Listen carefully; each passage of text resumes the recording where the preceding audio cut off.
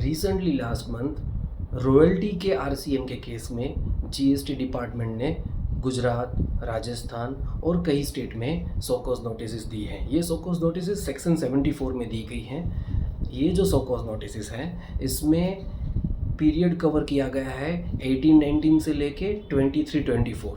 Now I will give my take and many options how to deal with this so called notice. First thing, department ने क्या किया है, geology department में से जो भी डेटा आया है उसके ऊपर सीधा ही 18% जीएसटी का लेवी लगा के सो-कॉज नोटिस दे दिया है। ये चेक नहीं किया है कि ऑलरेडी 3B में कुछ आरसीएम पे किया है कि नहीं किया है। तो आप देखिए, अगर 3B में ऑलरेडी कुछ पे हो चुका है तो ऐसे रिप्लाई फाइल कीजिए, मैटर ख़त्म कीजिए।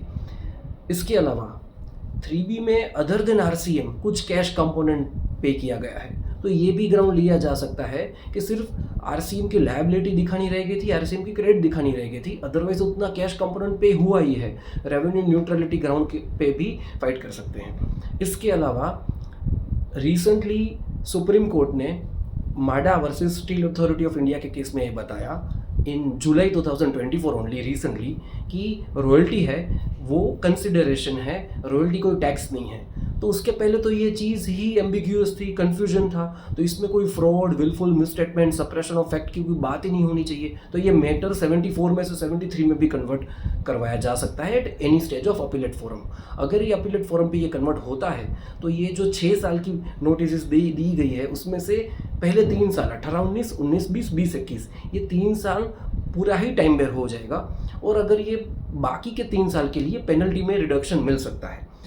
इस स्टेज पे ये बहुत सेंसिटिव चीज़ है, क्योंकि जीएसटी के अंदर अगर आप 73 में कुछ भरना चाहिए, 74 में कुछ भरना चाह रहे हो, तो विद इन 30 डेज अगर आप कुछ पेमेंट कर रहे हो तो उसमें पेनल्टी में रिडक्शन है, कुछ बेनिफिट है, तो ये कॉल जल्दी लेना है।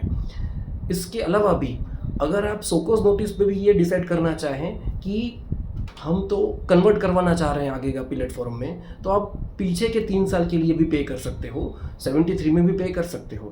अगर वो 73 में पे कर रहे हो तो आज भी पे कर सकते हो, अपील ऑर्डर के बाद भी पे कर सकते हो, जब भी पे करें। 73 के केस में उसकी आईटीसी लेने लायक है, मिलने लायक है, हालांकि वो लिटिगेटिव है, circular 211 will help, but there are other further amendments which says कि tax invoice for self invoice can not be prepared after 30 days. However उसका भी पेनल्टी भर के भी डिस्प्यूटेड आईटीसी लिया जा सकता है। इसके अलावा भी एक और ऑप्शन है कि ये लेवी को ही सीधा हाईकोर्ट में चैलेंज कर दो, सो-कॉज नोटिस को हाईकोर्ट में रिट डाल के लेवी को ही चैलेंज कर दो कि रॉयल्टी आरसीएम की लेवी ही गलत है।